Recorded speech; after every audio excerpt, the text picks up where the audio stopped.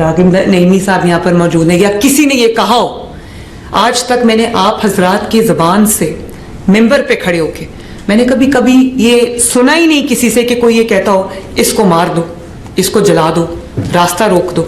اور دیکھیں کس لیے, غزہ کے لیے. ہم سب مسلمان ہیں, ہمارا اور دل جو ہے وہ غزہ کے فلسطین کے مسلمانوں کے لیے دھڑکتا بھی ہے, دکھتا بھی ہے. اور مجھے جو امت مسلمہ کی جو جتنے بھی پاورز ہیں اس وقت, انفلوئنشل لوگ ہیں ہم سمیت, مجھے شکوہ ہے اپنے آپ سے بھی کہ ہم وہ توانا آواز نہیں بن سکتے یا بن سک رہے جو ہمیں بننا چاہیے, کہ جس طرح وہ سب اکٹھے ہو جاتے ہیں ظالم جو ہیں. اور فلسطین میں جو جس قسم کے مناظر ہم سوشل میڈیا پہ جو ویڈیوز آتی ہیں, جس قسم کے ہم وہ, میں آنیسٹلی وہ شاید قیامت ہے ان لوگوں کے اوپر گزرتی ہے. لیکن جب ایک حل دنیا کے سامنے آیا اور غزہ کے فلسطین کے مسلمانوں نے جب اس کو نہ صرف سیلیبریٹ کیا بلکہ خوشی منائی کہ ان کے اوپر جو ظلم کی ایک داستان تھی وہ ان کو لگا کہ اب ہمیں ریلیف ملے گی, وہ خوشی منا رہے تھے. دنیا شکر ادا کر رہی تھی کہ کچھ بھی ہوا, کم از کم کوئی معاملہ جو ہے وہ سلجھنے کی طرف جانے لگا ہے, یا کم از کم ان کے اوپر جو ڈیلی جو مظالم ہوتے ہیں وہ بند ہوں گے, جو ہیومن رائٹس کی وہاں پہ وائلیشنز ہوتی ہیں وہ کم از کم بند ہوں گی, بچے وہاں شہید نہیں ہو رہے ہوں گے, خواتین اور مرد وہاں شہید نہیں ہو رہے ہوں گے, یا لوگ بھوکے کم از کم نہیں مر رہے ہوں گے. تو ہم یہ خوش ہوئے, تمام مسلمانوں کو خوشی ہوئی اور ایک امید کی کرن جاگی کہ شاید انشاءاللہ تعالی بہتری کے اب کوئی آثار نظر آئیں گے. تو جب فلسطین میں لوگ خوشی منا رہے تھے, یہاں پر اعلان کیا گیا کہ ہم اسلام آباد پہ چڑھائی کریں گے فلسطینیوں کے لیے جو خوشی منا رہے تھے. تو مجھے یہ بتائیے کہ کیا یہ آپ جینوئنلی یہ سمجھتے ہیں کہ فلسطینیوں کے لیے وہ مظاہرہ کیا گیا تھا یا مظاہرہ پلان کیا گیا تھا؟ اور ہم نے تو اتنا بڑا یہ ہنگامہ چلا, میں نے ایک بار آپ سب مجھے گواہی اس کی دیں گے, ہو سکتا ہے میں غلط ہوں, ایک بار میں نے کسی اس شرپسند جماعت کے ایک شخص سے بھی فلسطین کے بارے میں ایک جملہ نہیں سنا. اگر سنا تو یہی سنا کہ مار دو, یہی سنا کہ ان کو چھوڑنا نہ, ان کو گھروں میں جانے نہ دینا, یہی سنا. یا جو نظر آیا وہ کیا آیا کہ جو آپ کے قانون نافذ کرنے والے ادارے ہیں, پولیس اور رینجرز, ان کو پوائنٹ بلینک رینج سے گولی ماری گئی. مجھے بتائیں کہ کوئی کھڑا ہو کے پوائنٹ بلینک رینج سے مسلمان شخص کو جو آپ کا محافظ ہے اس کو گولی مارے گا, آپ اس کو عشق رسول صلی اللہ علیہ وسلم کا دعویٰ کرنے والوں میں سے آپ ان کو اس میں ان کا شمار کریں گے؟ آپ کے گھروں سے جو صفائی کرتی ہے, آپ کے محلوں سے جو صفائی کرتی ہے, آپ کی سڑکوں کی جو صفائی کرتی ہے, ستھرا پنجاب جو ایک بہت پاپولر پروگرام ہے, صفائی نصف ایمان ہے, اس کے لیے مجھے کچھ آپ کو بتانے کی ضرورت نہیں ہے. وہ گاڑیاں جن کو عوام کے ٹیکس پیئر کے پیسے سے خریدا گیا, جو آپ کے گلی محلے صاف کرتے ہیں, آپ کے شہر صاف کرتے ہیں, ان گاڑیوں کو آگ لگائی گئی.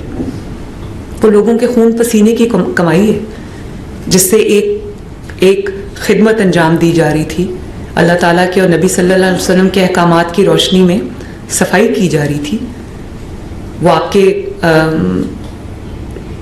ماحول کو خوبصورت بنانے والے لوگ ہیں, وہ گاڑیاں اور وہ جلا دی گئی, وہ راستے بند کر دیے گئے, لوگوں کو اس قدر مشکل پیش آئی. اور میرے لیے بہت تکلیف دہ تھا کہ وجہ کہ ہم نے اسلام آباد میں جا کے ایک سفارت خانے پہ چڑھائی کرنی ہے.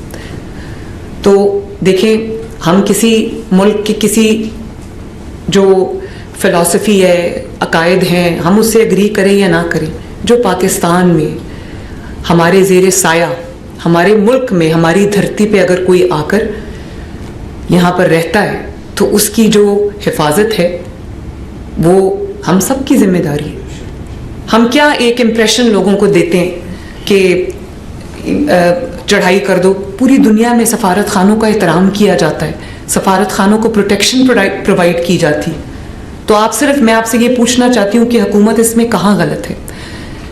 مفتی صاحب نے فرمایا کہ ہمیں تحمل کا مظاہرہ کرنا چاہیے. 2.25 سال ہو گئے, ہر دفعہ کوئی نہ کوئی واقعات ہوتے, میں بہت تحمل کا مظاہرہ کرتی ہوں، کیونکہ مجھے پتہ ہے کہ وہ صرف ایک شر پسند جماعت نہیں ہے، اس نے لوگوں کے ذہنوں میں کو زہر آلود کیا ہے، اس نے لوگوں کو یہ بتایا ہے کہ یہ مذہب کی بات ہے، حالانکہ وہ مذہب کی بات نہیں ہے۔ میں خود جانتی ہوں کہ ایک ریڑھی والا جو فروٹ بیچتا تھا، اس کو صرف اس لیے اٹھا کے مارا گیا کہ اس نے اس جماعت کے کسی رکن کو اس نے جھک کے سلام نہیں کیا۔ یہ میرے پاس آیا ہے کیس، مجھے بہت تکلیف ہوئی اس بات کی۔ تو آپ جیسے کہ آپ پہ فرض ہے، آپ دین کی سمجھ بوجھ رکھتے ہیں، دین کی نالج رکھتے ہیں، اللہ تعالیٰ کا جو مقدس گھر ہے جس کو ہم مسجد کہتے ہیں، یا مدرسہ جس کے اندر اسلام کی تعلیمات دی جاتی ہیں، قرآن پاک کو پڑھایا جاتا ہے، سمجھایا جاتا ہے، احادیث کے بارے میں لوگوں کو آپ انلائٹن کرتے ہیں، اس کا ممبر آپ کے پاس ہے، وہ لاؤڈ سپیکر آپ کے پاس ہے۔ اور اگر آپ یہ سمجھتے ہیں، دیکھیں میں تو بطور مسلمان ہوں، میں ایک مذہبی گھر سے تعلق رکھتی ہوں، اور میں اس ماحول میں بڑی ہوئی ہوں کہ میرے دادا، میرے والد، میرے تمام گھر والے، ہم عید میلاد النبی کو ایک عید کے طور پہ مناتے ہیں۔ ہمارا آج بھی گھر جو ہے اس کو اس طرح سجایا جاتا ہے جیسے واقعی کوئی شادی ہے، کوئی عید ہے۔ تو جب میں چھوٹی تھی تو ماڈل ٹاؤن میں رہتے تھے، تو عید میلاد النبی صلی اللہ علیہ وسلم کے جلوس ہمارے گھر کے آگے سے گزرتے تھے۔ میرے دادا نے ہمارے ہاتھوں میں، ہم چھوٹے چھوٹے بچے ہوتے تھے، پھولوں کی، گلاب کی پتیاں دی ہوتی تھی، اور مٹھائی کے جو پیکٹس ہیں وہ دیتے، وہ ہم جلوس کے اوپر وہ پتیاں پھینکا کرتے تھے، اور وہ جو مٹھائی ہے وہ جلوس میں تقسیم کیا کرتے تھے۔ تو میری تو اس قسم کی ماحول میں میری پرورش ہوئی ہے۔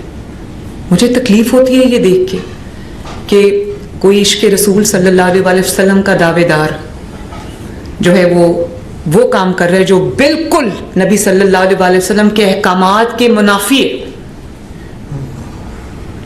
اور آپ سب کو میری آپ سے یہ گزارش ہے کہ یہ بھی حدیث ہے نا کہ ایمان کا سب سے کمزور درجہ یہ ہے کہ دل میں برا جانے۔ ہم سب دل میں برا جانتے ہیں، بات نہیں کرتے سامنے آ کے، کسی نہ کسی خوف کی بنا پہ ہم لوگ بات نہیں کرتے۔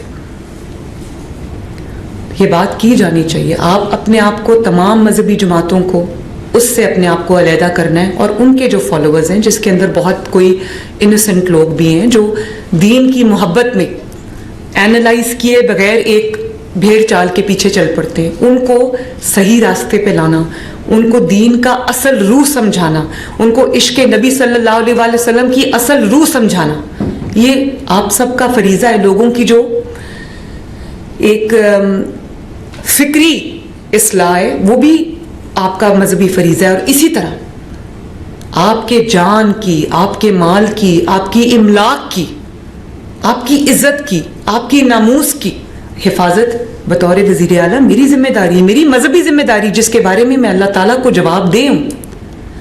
اور اتنا جھوٹ کہ آپ نے شاید وہ ویڈیوز دیکھی ہوں گی کہ کیش کے بنڈلز نکل رہے ہیں دفاتر میں سے، وہ اسلحہ برآمد ہوا ریڈز کے دوران، جو اسلحہ شاید لا انفورسمنٹ ایجنسیز کے پاس بھی نہیں۔ میں آپ سے پوچھنا چاہتی ہوں کہ آپ میں سے کتنے ایسے علماء کرام ہیں جن کے مدارس میں، جن کی مساجد میں وہ اسلحہ کہیں سے نکل آتا ہے، یا اسلحہ رکھا ہوا ہے جو اپنے حفاظت پہ معمور جو سیکیورٹی گارڈز رکھے ہوئے ہیں ان کے پاس جو لائسنس والا اسلحہ ہے۔ یہ اسلحہ کس لیے استعمال ہوتا ہے؟ آپ بھی جانتے ہیں، یہ اسلحہ استعمال ہوتا ہے ریاست کے خلاف، یہ اسلحہ استعمال ہوتا ہے قوم کے اندر، عوام کے اندر خوف و ہراس کی کیفیت پھیلانے کے لیے، یہ اسلحہ استعمال ہوتا ہے پولیس کے اور رینجرز کے جو لوگ ہیں ان کی سینوں پہ چلانے کے لیے۔ ایک ایس ایچ او ہمارا شہید ہوا ہے، بہت بہادر بچہ تھا، پوائنٹ بلینک رینج سے اس کے سینے میں گولی ماری، اس کے 2 چھوٹے چھوٹے بچے۔ تو مجھے پتا ہے کہ آپ لوگ اس چیز کو اچھا نہیں سمجھتے، اور آپ اس چیز کو، اس کی مذمت کرتے ہیں، میں جانتی ہوں، لیکن صرف مذمت کرنا کافی نہیں ہے۔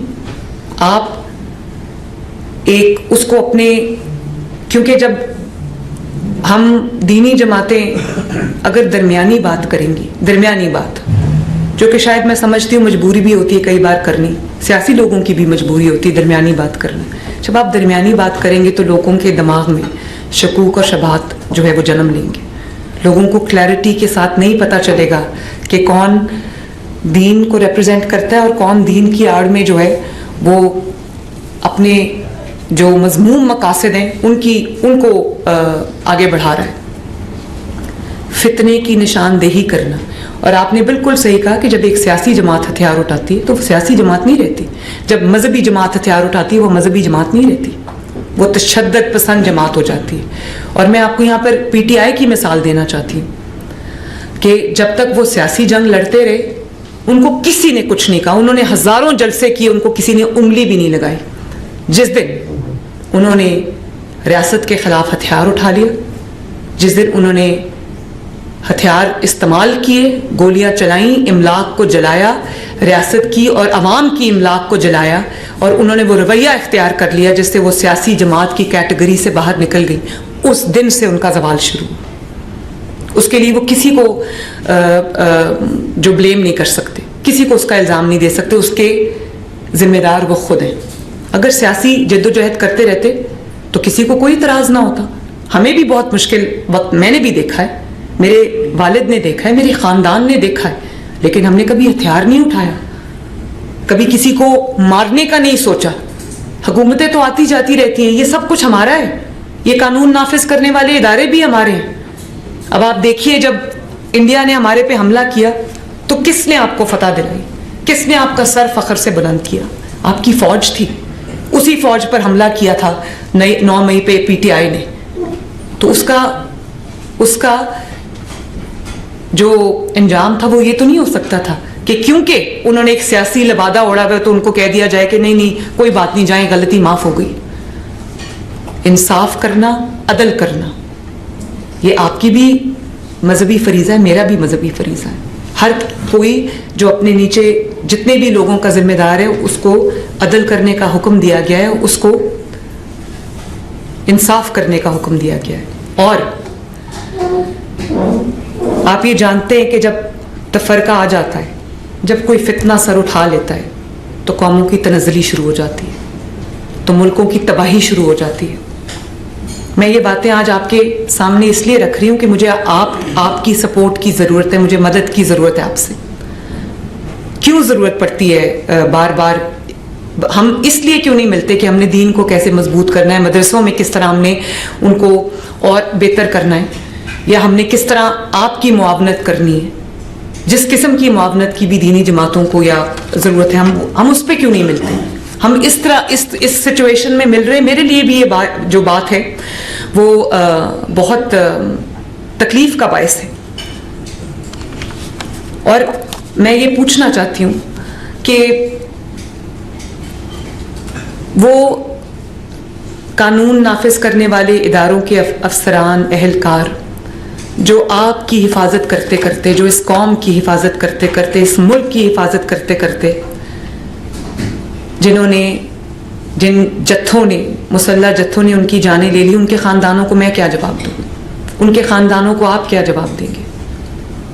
حتی الامکان کوشش کے باوجود کہ کوئی ایسی سچویشن کریٹ نہ ہو جہاں ہمیں کوئی ایکشن لینا پڑے. 2.25 سال گزارے ہم نے, اکا دکا واقعات ہوتے رہے. جماعت اسلامی نے اپنے بہت بڑے اپنے گیدرنگز کی, مذہبی اجتماع کیے, JUI نے کیے, باقی مذہبی جماعتیں کرتی ہیں. ہم خوشی سے اجازت دیتے ہیں, بلکہ ان کو فیسیلیٹیٹ کرتے ہیں. اہل تشیع کے علماء کرام یہاں پر تشریف رکھتے ہیں, وہ جانتے ہیں کہ محرم الحرام میں جب ان کے مجالس ہوتی ہیں, ان کے جلوس ہوتے ہیں, تو میری پوری یہ کوشش ہوتی ہے کہ نہ صرف ہم ان کو فیسیلیٹیٹ کریں, ان کی حفاظت کو یقینی بنائیں, بلکہ ہم ان کو آگے بڑھ کے ان کو یہ احساس ہو کہ ہم اس ملک کا حصہ ہیں, ہماری عزت کی جا رہی ہے, ہمارے لیے آسانی پیدا کی جا رہی ہے, ہمیں فیسیلیٹیٹ کیا جا رہا ہے. پانی کی, شربت کی سبیلیں ہوتی ہیں, کھانے کی سبیلیں ہوتی ہیں, عرق گلاب کا چھڑکاؤ کیا جاتا ہے. جب عید میلاد النبی صلی اللہ علیہ وسلم آتا ہے تو شہروں کو سجایا جاتا ہے. وہ سبز رنگ جو گنبد خضرا کا رنگ ہے, اس سے تمام بلڈنگز کو, تمام راستوں کو سجایا جاتا ہے, مٹھائی تقسیم کی جاتی ہے میری جانب سے, حکومت پنجاب کی جانب سے, اور جو عرق گلاب کا چھڑکاؤ کیا جاتا ہے تاکہ, اور ان کے ساتھ ہماری جو موبائل ہاسپٹلس چل رہے ہوتے ہیں ان کی حفاظت کے لیے 24 گھنٹے جو ہے وہ ڈیوٹی, قانون نافذ کرنے والے اہلکار جو ہے وہ ڈیوٹی دیتے ہیں. ہم جاگتے رہتے ہیں کہ کوئی بھی اگر مذہبی کوئی رسوم ادا کی جا رہی ہے تو کسی کو تکلیف نہ ہو. تو میری حد الامکان یہ کوشش ہوتی ہے کہ تمام جو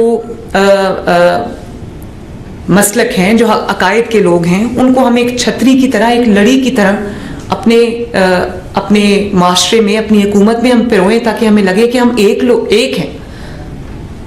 آپ کا مذہبی عقیدہ کیا کہتا ہے, آپ کا مسلک کیا کہتا ہے, وہ آپ کا اور اللہ تعالیٰ کا معاملہ ہے, وہ ہمارا آپس کا معاملہ نہیں ہے.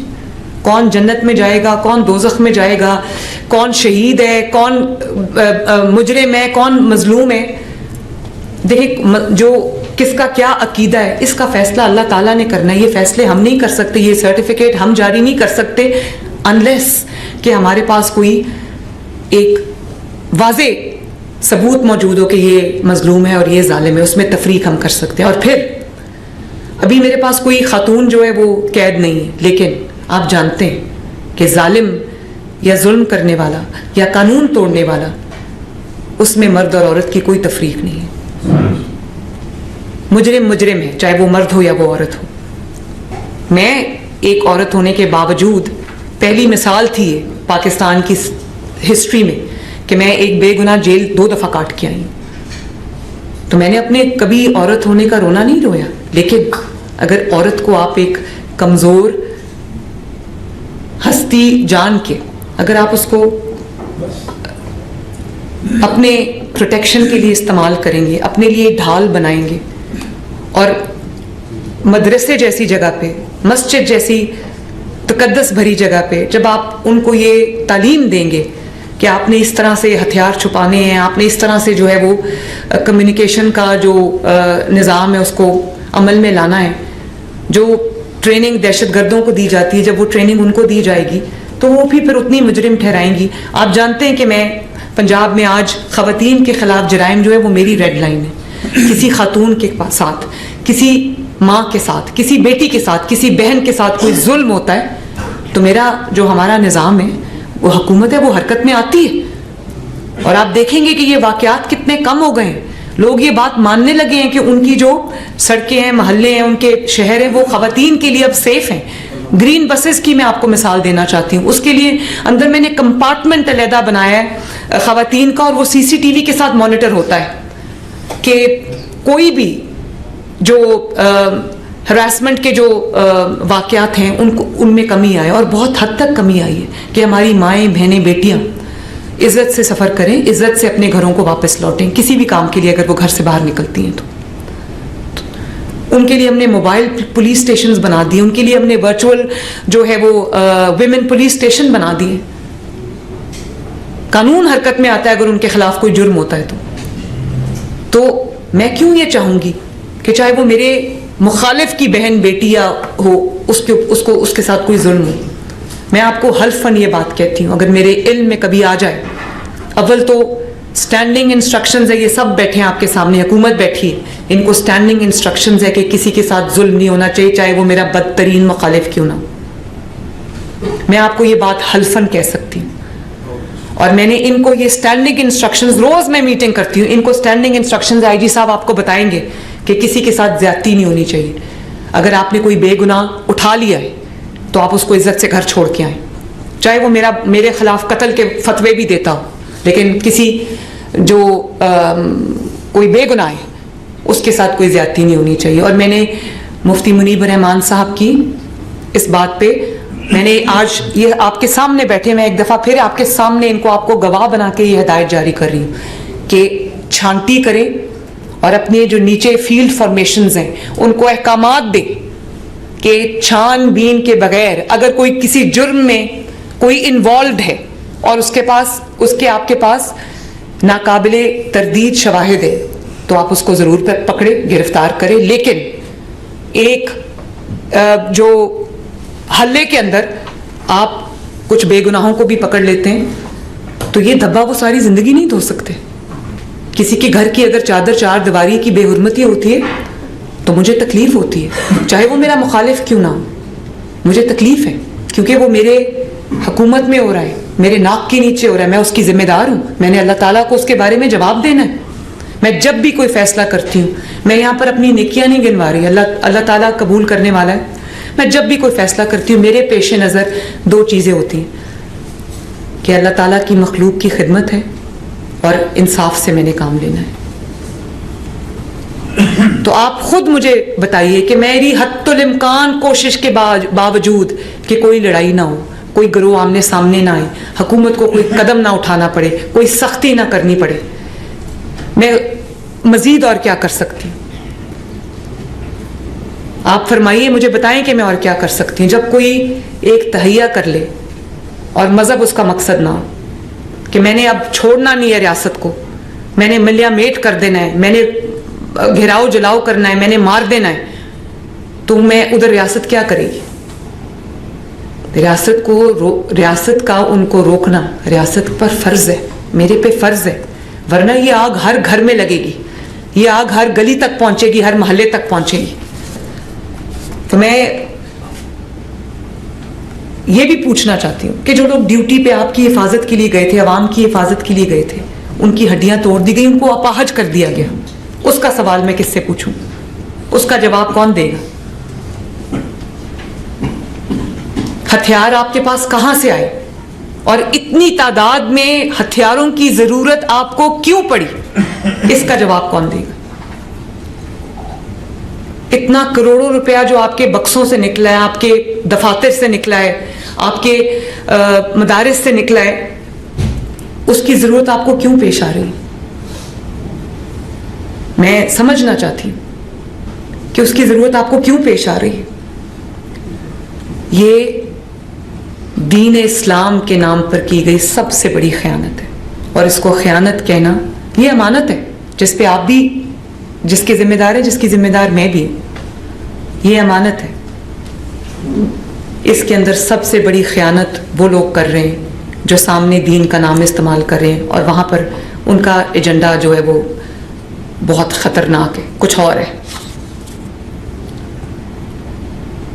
تو میرے یہ بھی کہا گیا کہ 600 افراد ہلاک ہو گئے, جاں بحق ہو گئے, 400 افراد جاں بحق ہو گئے. اور آپ دیکھیں کہ وڈیالہ میں بیٹھا ہوا شخص وہاں سے ٹویٹ کر رہا ہے, عمران خان, کہ 600 لوگ ہلاک ہو گئے. اور یہ وہ شخص تھا جس نے اپنے دور حکومت میں مساجد میں گھس کے گولیاں چلائی تھیں اور لوگوں کو مارا تھا, کیونکہ اپنی جماعت کمزور ہو گئی, اس نے دیکھ لیا کہ نظام چل پڑا, اس کی اہمیت ختم ہو گئی, وہ وہاں سے بیٹھ کے پھر مذہب کو استعمال کر رہے. تو میں یہ بہت, جب میں جیل میں تھی تو میں یہ سوچتی تھی کہ مجھ سے کیا غلطی ہوئی. اللہ تعالیٰ سے معافی مانگتی تھی بار بار کہ جو جانے انجانے میں مجھ سے اعمال ایسے ہو گئے جس سے اللہ تعالیٰ کہیں کی کوئی ناراضگی ہو گئی ہے, تو میں اس کے لیے معافی چاہتی ہوں. تو 2 سال جیل کے بعد آج بھی وہ انسان اس چیز سے باز نہیں آیا جو وہ اپنے دور حکومت میں یا اس سے پہلے کر رہا تھا. میری والدہ کا الیکشن تھا, اس وقت MA 120 ہوا کرتا تھا جو حلقہ تھا, وہاں پر میں نے فیس کیا ہے اس جماعت کو. اس الیکشن کے لیے جو ہے وہ اس کو ترتیب دیا گیا تھا, میں نے ان کو فیس کیا تھا وہاں پر. ادھر میرے والد کے اوپر بھی جوتا پھینکا گیا اسی الزامات میں جو ایک گمراہ کن الزامات تھے. احسن اقبال صاحب کو گولی ماری گئی, اللہ تعالیٰ نے ان کو بچا لیا, مارنے والے سے بچانے والا بڑا ہے. اور آج بھی آپ دیکھیں ان کے کس قسم کے سوشل میڈیا پہ ان کی کس قسم کی ٹویٹس آتی ہیں یا پوسٹس آتی ہیں کہ ان کے سیکیورٹی میں کوئی ایسا بندہ پیدا ہو جو ان کو قتل کر دے, جو ان کو مار دے. آپ سوچیں کہ کیا آپ تمام حضرات سے میرا سوال ہے, مجھے کائنڈلی جواب دیجیے گا کہ آپ اس بات کو سپورٹ کرتے ہیں؟ تو بات تو یہاں ختم ہو جاتی ہے. مجھے پتا ہے آپ نہیں کرتے, تو بات یہاں ختم ہو جاتی ہے. اس کے بعد کوئی کسی شک اور شبے کی کوئی گنجائش ہی نہیں رہنی چاہیے. آپ اپنے آپ سے وہ ایک نام آپ کا استعمال کرتے ہیں, بدنامی آپ کی ہوتی ہے. ان کی بدنامی نہیں ہوتی, ان کی تو میں نے آپ کو بتا دیا ہے کہ ان کا ایجنڈا ہی کچھ اور ہے. مذہبی جماعتوں کی بدنامی ہوتی, مذہبی سیاسی جماعتوں کی بدنامی ہوتی. لوگ یہ سمجھتے ہیں کہ یہ شاید ایک ہی جو ذہنیت ہے. دیکھیں اللہ تعالیٰ کا جو گھر ہے, مسجد ہے, اس کو کس چیز کے لیے استعمال ہونا ہے؟ اس کو دین کی تبلیغ کے لیے استعمال ہونا ہے. اس کو اللہ تعالیٰ کی عبادت کے لیے, چاہے وہ نماز ہو یا وہ تدریس کا عمل ہو, اس کے لیے استعمال ہونا ہے اس کو. اگر آپ مسجد کا مائک اور مسجد کا ممبر صرف یہ کہنے کے لیے استعمال کر رہے ہوں کہ ان کو چھوڑنا نہیں ہے, یہ دین مخالف لوگ ہیں, جب فتوے وہاں سے جاری ہو رہے ہوں, اس سے بڑی اللہ تعالیٰ کے گھر کی بے حرمتی اور کیا ہوگی؟ اس سے زیادہ اس کے گھر کی تقدس کی پامالی اور کیا ہوگی؟ میں نہیں چاہتی کہ کسی کے اوپر ایکشن ہو. اسی لیے جو ہم نے ان سے جو ان کی جو مساجد ہیں اور جو ان کے مدارس ہیں جو ہم نے سیل کیے, اس کو ہم نے مفتی منیب الرحمان صاحب کے حوالے کیے. میں نے اس کو اپنی حکومت میں نہیں رکھا, میں نے اپنے اوقاف ڈپارٹمنٹ کو نہیں دیا, اس کو آپ سب کے حوالے کیا, کیونکہ میرا ایک یقین ہے آپ پہ, میرا ایمان ہے کہ آپ لوگ اس کو اللہ تعالیٰ کے دین کی ترویج کے لیے استعمال کریں گے, اس لیے وہ ہم نے آپ کے حوالے کر دیے. اور پہلی بار مجھے آپ بتائیں کہ کیا پنجاب میں کبھی یہ ہوا کہ جو سب سے محترم شخص ایک محلے میں یا ایک گاؤں میں کون ہوتا ہے؟ لوگ کہتے ہیں جی امام مسجد سے فیصلہ کرا لو, امام مسجد نے یہ کہہ دیا تو یہ ہوگا. سب سے محترم شخص اللہ تعالیٰ کے گھر کا امام ہوتا ہے. مجھے اس بات کی تکلیف تھی کہ ان کو کبھی کچھ مساجد ایسی ہیں, بلکہ بہت بڑی تعداد مساجد کی ایسی ہے جس کے امام کو تنخواہ دینے کے لیے, جس کے مؤذن کو تنخواہ دینے کے لیے سب چندہ جمع کرتے ہیں اور اس کو مہینے کی تنخواہ دی جاتی ہے, اور وہ غریب لوگ ہوتے ہیں, ہینڈ ٹو ماؤتھ لوگ ہوتے ہیں. تو مجھے لگتا تھا کہ ان کی بے عزتی ہے یہ کہ ان کو چندہ جمع کر کے تو ان کو ایک تنخواہ دی جا رہی ہو. تو میں آپ سے پوچھنا چاہتی ہوں, کیا کبھی کسی نے یہ قدم اٹھایا کہ 65,000 جو مساجد ہیں ان کے جو ان کے امام حضرات ہیں ان کا وظیفہ مقرر کیا جائے؟ بے شک وہ وظیفہ ایک ناکافی اماؤنٹ ہے, زیادہ ہونا چاہیے, اس کو ہم زیادہ بھی کریں گے انشاءاللہ تعالیٰ, لیکن کم از کم اگر باقیوں کو راشن کارڈ مل رہے ہیں, باقیوں کو جو ان کی مالی معاونت دوسرے ڈپارٹمنٹ سے تعلق رکھنے والے لوگوں کی جا رہی ہے, تو ان کی بھی ہونی چاہیے. میں نے اپنے والد کو کہا کہ ہم ان کو 15,000 روپیہ مہینہ دیا, تو مجھے کہتے ہیں یہ تو بہت تھوڑا ہے, آپ کو اس کو 25,000 کرنا چاہیے. تو یہ ہم کرنے جا رہے ہیں. اس کی وجہ یہ ہے کہ ہم ان کو یہ احساس دلانا چاہتے ہیں کہ گورنمنٹ آپ کو اون کرتی ہے, کہ لوگوں کی جو چندہ ہے کرنا ہے اس کے لیے اس کے اوپر آپ کو ڈپینڈ نہ کرنا پڑے. لاؤڈ سپیکر کا جو ہے, آپ حضرات میرے ساتھ شاید مفتی صاحب کو کوئی, کیونکہ آپ کو پتا ہے نا کہ جھوٹ بہت زیادہ پھیل جاتا ہے کہ اتنے قتل ہو گئے, اتنے لوگ جہاں بحق ہوئے, تو ان کی لاش کہیں تو ہوگی نا, اتنے لوگ زخمی ہو گئے, ان کا کوئی تو ہسپتال میں وہ گئے ہوں گے نا, کہیں تو ان کی مرہم پٹی ہو رہی ہوگی نا. 600 افراد ہلاک ہو گئے, 500 افراد ہلاک ہو گئے, اور وہ تعداد دن بدن بڑھتی جا رہی ہے.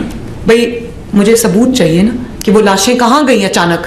اور آج کل تو آپ سب جانتے ہیں کہ آج کل ٹیکنالوجی کا دور ہے, سب کے ہاتھ میں کیمرہ ہوتا ہے, موبائل فون ہے تو کیمرہ ہے. وہ کون سی ایسی قتل ہوا ہے جس کی کوئی موبائل کی ویڈیو نہیں آ رہی؟ اس بات کی ویڈیوز آ رہی ہیں کہ دفتر سیل کر دیا, یا مدرسے کو سیل کر دیا, یا ریڈ ہو گیا, یا پکڑ دھکڑ ہو رہی ہے. جو حکومت کر رہی ہے وہ میں چھپاتی نہیں ہوں, کر رہی ہے, لیکن اس بات کا کوئی ایک ثبوت لے آئے کہ 600 افراد, جب خدا نہ خواستہ 600 افراد جہاں بحق ہوں تو وہ لاشوں کو تو ڈھیر لگ جائے گا. وہ کدھر ہیں وہ لاشیں؟ میں تو ثبوت مانگتی ہوں, مجھے دیں تاکہ میں اپنی پولیس کو پکڑوں کہ کیوں مارا ہے اس کو. ویڈیوز اگر میرے پاس آ رہی ہیں تو اس چیز کی آ رہی ہیں کہ لبیک کے جو افراد تھے ان کے ہاتھ میں جو گنز تھی, ان کے ہاتھ میں اسلحہ تھا, اور انہوں نے پوائنٹ بلینک رینج سے گولی چلائی. اگر تصاویر اور ویڈیوز آ رہی ہیں میرے پاس تو اس چیز کی آ رہی ہیں کہ ان کے دفاتر سے بے انتہا, میں تو حیران ہو گئی جس قسم کا اسلحہ ان کے پاس سے نکلا. اسلحہ اسلام کی ترویج کے لیے تو استعمال نہیں ہوتا. تو میں تو کہتی ہوں کہ مجھے دیں ثبوت, آخر وہ لوگ کہاں گئے, وہ لاشیں کہاں گئیں, وہ ڈیڈ باڈیز کدھر گئیں. میری ڈیڈ باڈی اگر آئی ہے میرے کسی پولیس والے کی تو دنیا نے دیکھی ہے, اس کا جنازہ دنیا نے پڑھا ہے. کوئی زخمی اگر پولیس یا قانون نافذ کرنے والے اداروں کا کوئی زخمی ہوا ہے تو وہ دنیا نے دیکھا ہے, مجھے بھی دکھائیں.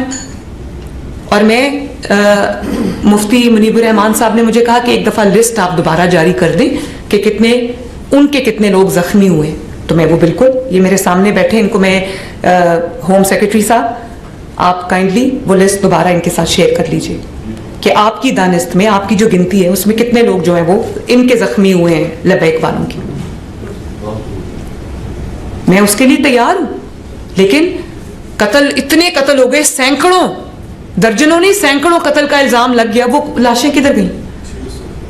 600 لاشیں تو خدا نخواستہ لاشوں کا پہاڑ بن سکتا ہے, اللہ تعالیٰ مجھے معاف کرے. لیکن ایسے نہج تک معاملات کو لایا کیوں جائے؟ ہم کوئی ایک دوسرے کے دشمن تو نہیں.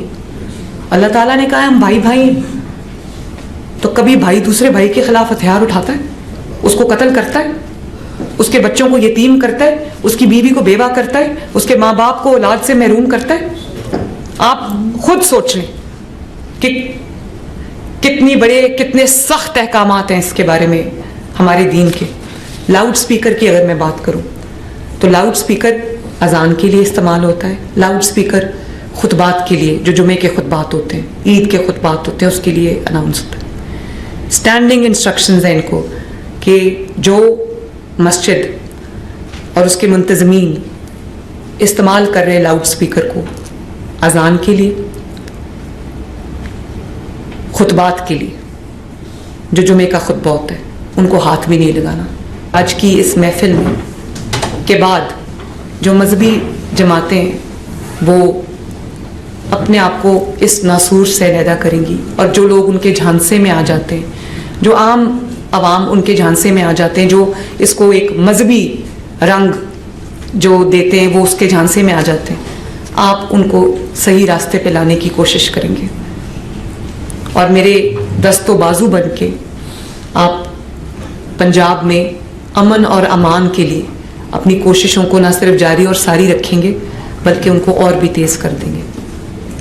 تو مجھے آج آپ سب سے مل کے بہت خوشی ہوئی, اور امید کرتی ہوں کہ ہم انشاءاللہ تعالی بہتر وقت میں اور بھی اسی طرح ملتے رہیں گے. اور اللہ تعالی پاکستان کو قائم اور دائم رکھے. اللہ تعالی ہم سب کو ایک ہو کر, ایک قوم بن کر, ایک خاندان بن کر, اللہ تعالی ہم سب کو اس ملک میں امن اور امان سے رہنے کی توفیق عطا فرمائے. شکریہ تمام قابل فکر کے زعماء کی جانب سے کہ آپ کے تمام خیالات سے ہم اللہ کو گواہ بنا کر سچی بات کہہ رہے ہیں. آپ کے ساتھ متفق ہیں, اور پاکستان میں بالعموم, پنجاب میں بالخصوص قیام امن کے لیے آپ نے جو اعلانات کیے ہیں, جو آپ نے پہلے بھی کوشش کی ہے, ان کو ہم تحسین سے دیکھتے ہیں اور ان اقدامات کی ہم بھرپور تائید کرتے ہیں. اور میری آپ سب سے گزارش ہے, ہمارے افسران بھی بیٹھے ہیں, علماء بھی, کہ اگر آپ اجازت دیں تو ہم ہاتھوں میں ہاتھ ڈال کر زنجیر بنا کر سب کو ایک پیغام دے دیں کہ ہم سب ایک پیج پہ ہیں, ہم سب متفق ہیں, اور اپنی صوبائی قیادت کے ساتھ قیام امن کے لیے 100% متفقوں کے ساتھ کھڑے. بہت بہت شکریہ, بہت مہربانی, بہت شکریہ. یقیناً تمام مندرجات اور تمام چیزیں تفصیل سے آپ نے بیان فرمائی ہیں. میں سمجھتا ہوں کہ یہ حقیقت ہے, اور اس سلسلے میں حکومت پنجاب کی طرف سے ہر لمحہ بیدار اور ہوشیار رہنا ہمارے سامنے عملاً موجود ہے.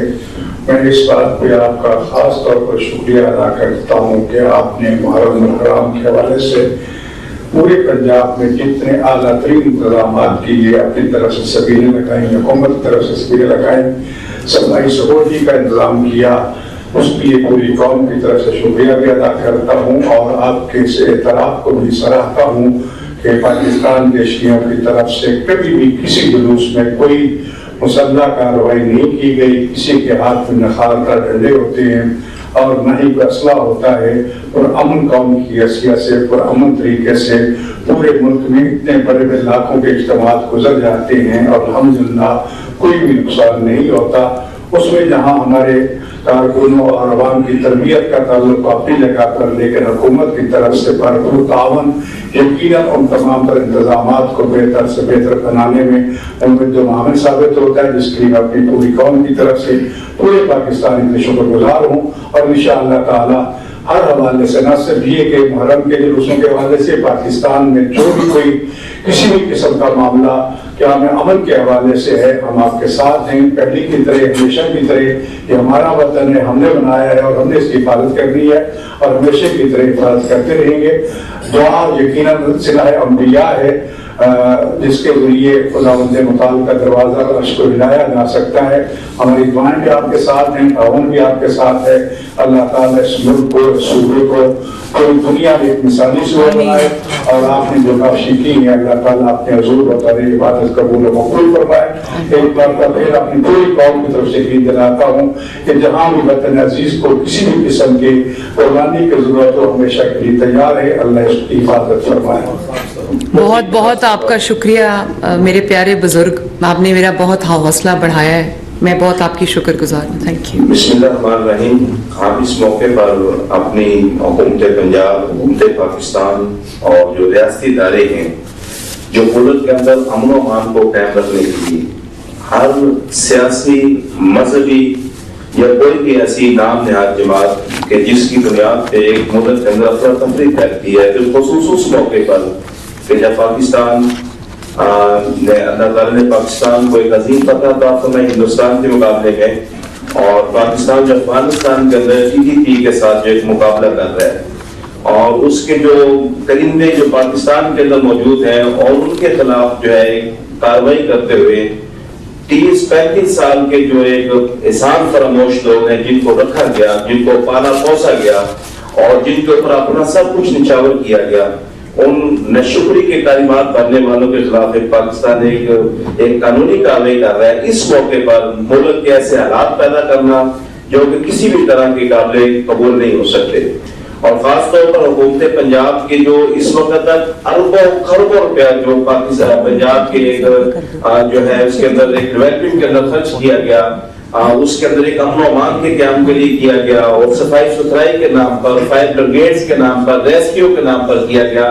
میں اس سمجھتا ہوں بہت بڑی ایک سوچی سمجھی ایک سازش تھی کہ ملک کے اندر پنجاب میں ایسے حالات پیدا کیے جائیں، اور آپ کی جو محنت ہے اور مسلم لیگ کی جو محنت ہے اس کو ایک طرف کیا جائے۔ تو بہرکیف اس موقع پر علماء و مشائخ ونگ اور علماء و مشائخ جو ہے اپنی حکومت کے ساتھ کھڑے ہیں اور اپنی ریاست کے ساتھ جو ہے اپنے ملک کے ساتھ کھڑے ہیں۔ اللہ تعالیٰ ہم کی توفیق عطا فرمائے۔ آمین۔ جس طرح میں نے اپنی ٹیم کو میسج دیا کہ وہ نیچے تک یہ میسج دیں کہ کسی کے ساتھ زیادتی نہیں ہونی چاہیے، اسی طرح آپ بھی اپنی تمام لیولز پہ یہ میسج کائنڈلی دیجئے کہ یہ ہم سب کا مشترکہ ایک مقصد ہے، ہم ایک دوسرے کے خلاف نہیں ہیں، بدگمانی نہ پھیلائی جائے، کوئی جھوٹ نہ بولا جائے، اور ایک دوسرے کے درمیان جو ہے وہ اختلافات کو ہوا نہ دی جائے۔ میں گزارش کروں گا مفتی اعظم پاکستان مفتی منیب الرحمان صاحب، کیونکہ آپ مہمان کی تشریف لے رہے ہیں، کہ آپ دعائے خیر فرمائیں۔ جی دعا فرمائیں۔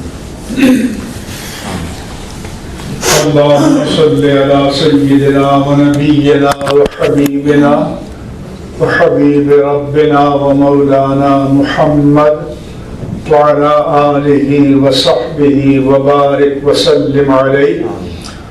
اللهم بارك لنا في مجلسنا هذا في إخلاصنا ونياتنا وأعمالنا وعواقب أمورنا في الدين والدنيا والآخرة۔ سبحان ربك رب العزة عما يصفون وسلام على المرسلين والحمد لله رب العالمين۔